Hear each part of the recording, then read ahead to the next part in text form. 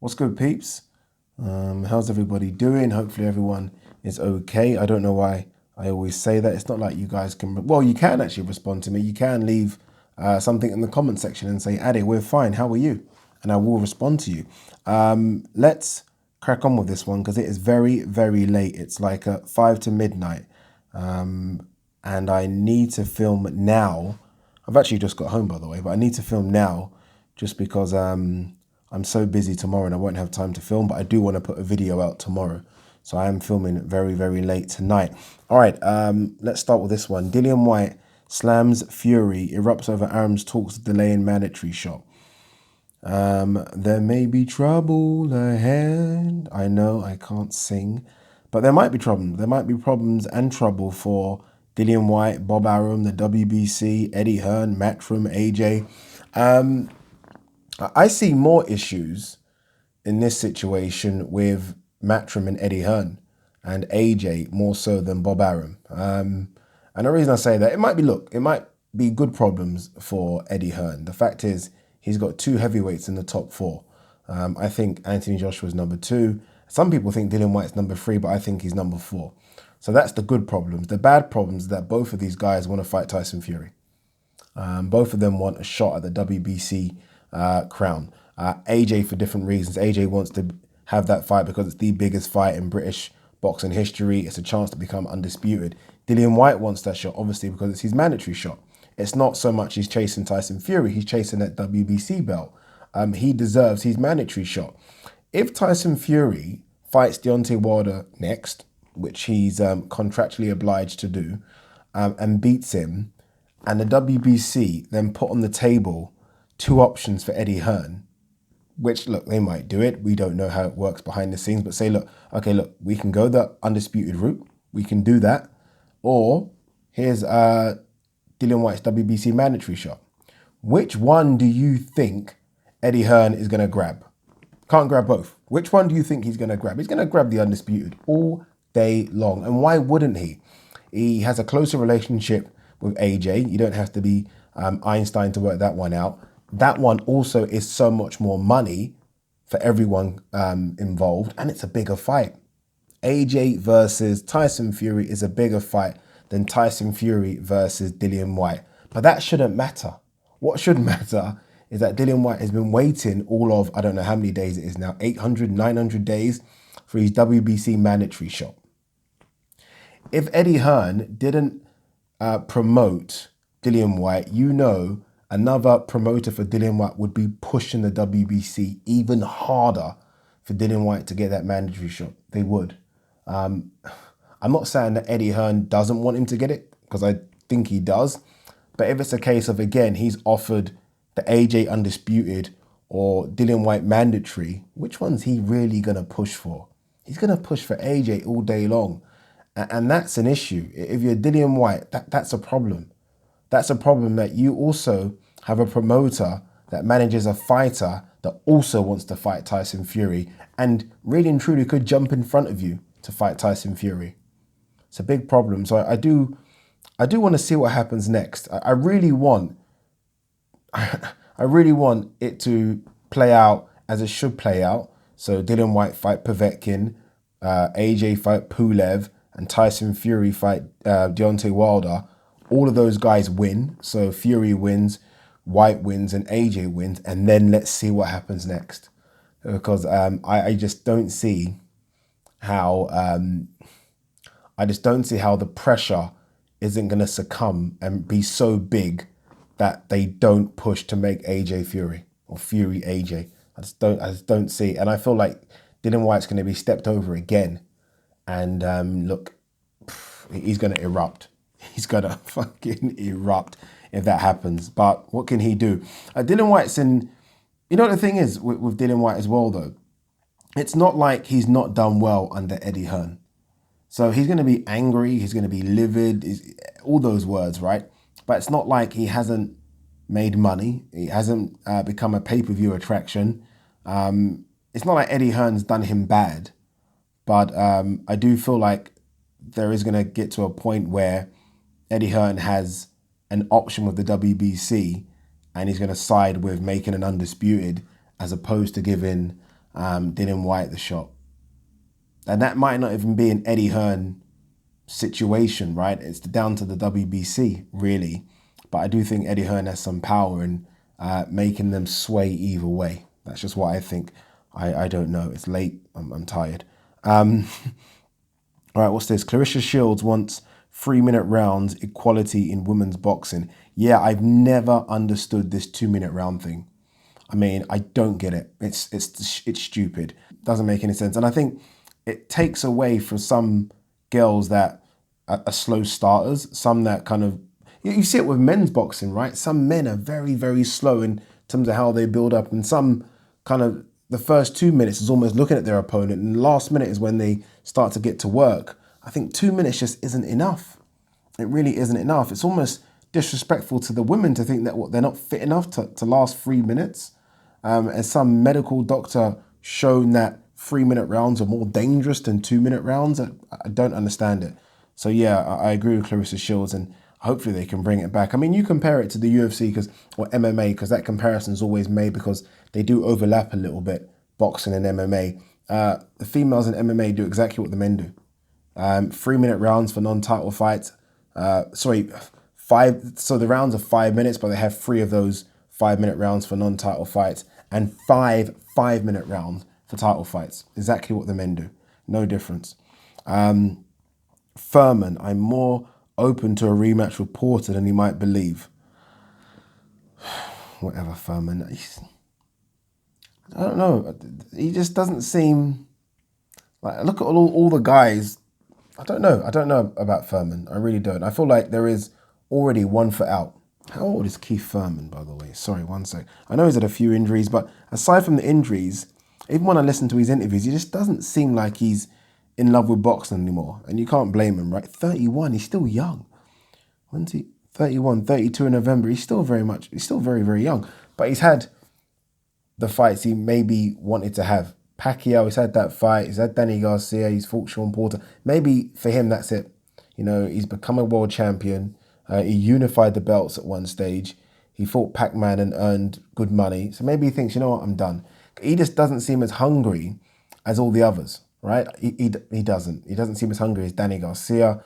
He definitely doesn't seem as hungry as Porter. Spence, Spence has had a life-threatening accident and he's ready to rock and roll again.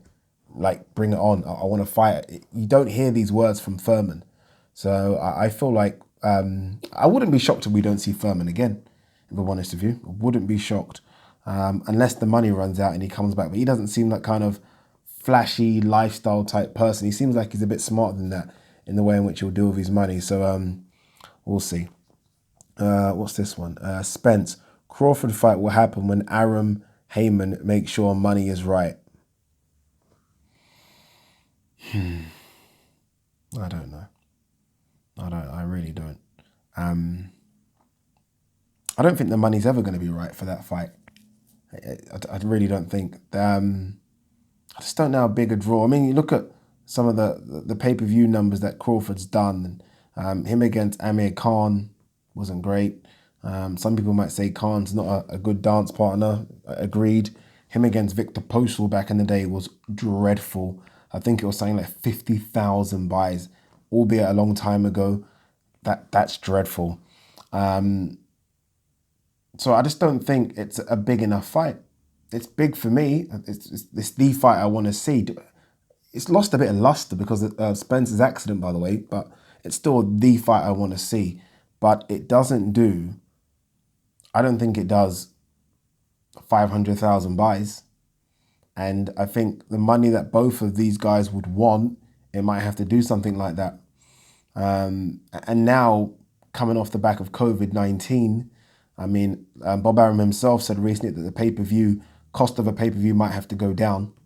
Are people willing to spend money in this now, what will be a tight economic climate, right? It's going to be a completely different situation after COVID-19. Are people willing to press the button on how much does America charge for pay-per-view? $80, sometimes even more.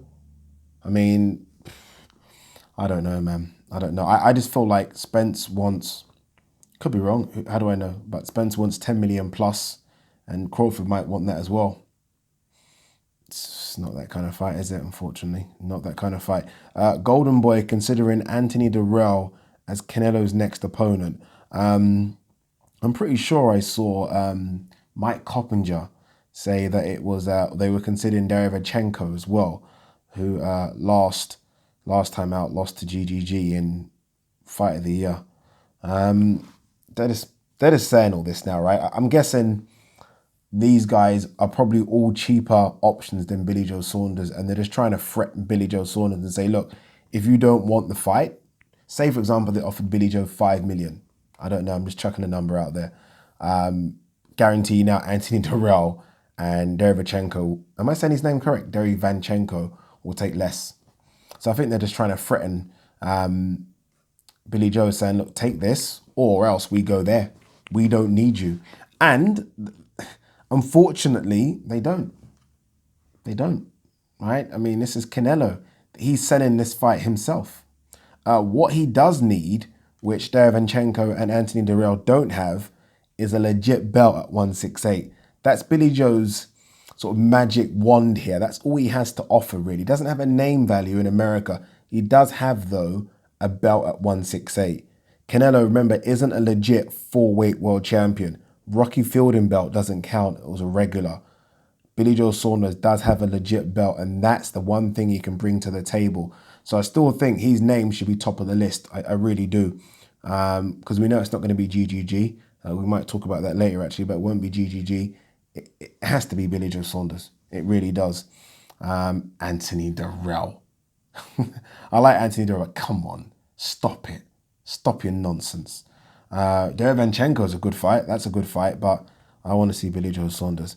What's this? Trainer, which I'm guessing is Banks. Golovkin wasn't Canelo. Sorry, Golovkin wants Canelo in future. Was not 100% for a Derevyanchenko fight. Who is 100%? Who goes into that ring 100% all guns blazing? It's very rare, you know. Very, very rare. Just because these guys kill themselves in the lead up to fights. They kill themselves in sparring. They kill themselves in strength and conditioning. And then they finally kill themselves making weight. No one enters that ring 100%. So I'm not having it as an excuse. I'm a massive Golovkin fan. The fact is, he just came up against a guy that was willing to fight back and fight lever with lever. And Golovkin just got old, right? They do say it. You hear it all the time. Father time, father time. Father time caught up with him big time. It wasn't that he wasn't 100%, because I guarantee you Derevyanchenko wasn't 100% either. I'm just not having that excuse at all. As for wanting Canelo in the future, the only way he gets me excited about fighting Canelo, if it's not Canelo next, is if he fights someone of note in between. And we know he's not doing that. He's fighting his mandatory, whose name I can't remember. So, yeah, whatever. What's this? The WBC press won't confirm Dillian Whyte shot would overrule Fury-Joshua fight. Do I need to even elaborate on this? Do I? I won't. I'm telling you, there's going to be a problem. And I don't know what Dillian Whyte can do, right? Again, there isn't no world governing body, right? Imagine there was a world governing body. They would make it so that no matter what, Dillian Whyte has to fight Tyson Fury before February 21st. It has to happen, or he gets stripped. That's what a world governing body would do. But right now, let's be honest, the WBC can do whatever they want. They really could just, oh fuck you, Dillian. Like, whatever, you're off the rankings, bye. What can Dillian do? Who does he go to? The court of what is it? The sport for court of arbitration or something? What does he do? Like, I'm serious, by the way. This is a serious question. What does he do if February 21st comes and rolls along and the WBC say, okay, no, we're going to push it to June? What can Dillian Whyte legally do? It's WBC, it's their rules. It's what? I don't know. I have no idea what he's got to do here, but it's going to be interesting. What's this one? Andy Ruiz is going to conquer again. Don't sleep on him, says Johnson. What Johnson is this? Let me click into the story. What Johnson? Oh, Kevin Johnson, who he fought many, many years back. I don't know. I hope he does. I've said this before. I do like Andy Ruiz. We'll see, right? He's now with the Canelo team. So let's see what he can do. I personally think he will do good things again. I don't know if that means winning a world title again. Not sure, but these belts could go all over the place, you know. They really could. Pulev could beat Joshua. He could. It might sound like that. That is not out of the realms of possibility. Pulev could beat Joshua. I mean, Andy Ruiz beat Joshua. Pulev could do it, and then that belt could go. And then it's what, Pulev versus Charles Martin. Then literally anything could happen. I just think that Andy Ruiz is definitely going to beat some guys within the top 10 and put himself in a position where he fights for a world title again. I just don't think he'll win one. But again, this is boxing. Adrian Broner embraces idea of Virgil Ortiz showdown. I thought Broner was done with boxing and he was starting his rap career. Yeah, Virgil Ortiz might beat him, you know. This Adrian Broner now, Virgil Ortiz could beat him. Virgil Ortiz is one of those guys that a lot of people have high hopes for. I don't know, man. Broner just... Yeah, let's move on before I say something stupid. Dillian Whyte versus POVETKIN in play for August 15th. In play? I thought this was a done deal. At the Matchroom headquarters, this was going to be the final fight of this Matchroom thing that's going on. What do you mean in play? Like, is it not signed? Oh, what's going on, man? Jeez. Yeah, I don't know. We know that Dillian Whyte's training, right? Every bloody interview we see him, he's looking rough and sweaty. He's training. Fingers crossed he's training for POVETKIN. I don't know. Bob Arum would love to take Pacquiao versus Crawford to Bahrain. Next, Fury. Wilder would take Trilogy for one reason. It's called money. That's true. That's it. Right? You would have to be a fool with a capital F. That was an F, by the way. Capital F to not take the money that's on offer just because you are a big favourite to lose again. So what? So what? You're favourite to lose. Lose and still take the 20 million. Win, take the 20 million and a belt. Do you know what I mean? So, yeah. I think Wilder is definitely taking that. The only thing is, obviously, this injury. How long is this injury going to keep him out for? We keep saying this injury, by the way. Sorry, I've got to check this. Is Deontay Wilder even mentioned this injury? Is it just paper talk again? Deontay Wilder injury. Let's have a quick look. See, I'm seeing injury talk. Okay, bicep injury. Is it a bicep tear or has he had surgery? I don't see anything else apart from I had a bicep injury. Was there a surgery? Because I think people just like, it's weird how, okay, so he has had surgery on his bicep. Okay. No, surgery and shoulder. Oh, jeez. Don't know about a return for Wilder anytime soon then. What else we got here before I fall asleep? Anything else? Tyson Fury. I don't think I could get motivated to fight without a crowd. You're not going to have to fight without a crowd, so you're okay. They're not doing you versus Wilder without a crowd. Joshua. If I was Pulev, I wouldn't step aside to allow Fury fight either. Yeah, maybe. I mean, I've openly said that. And look, for me, the fight loses nothing if Joshua vacates the IBF. I know people are screaming that it needs to be an undisputed. Guys, there still will be WBO, WBA, WBC, Ring Magazine, IBO. I know people will laugh at that. And the WBC will make some sort of fancy diamond belt. There still will be 6 belts on the line. So what if another red one isn't there? Honestly, call me crazy. I would just vacate. You've won the IBF. We know you're the champ. Vacate. I would vacate. I really would. If it's to make the biggest fight in history, I'd vacate. Like some of these big fights that have happened in history, by the way. So think of all the biggest fights in your head.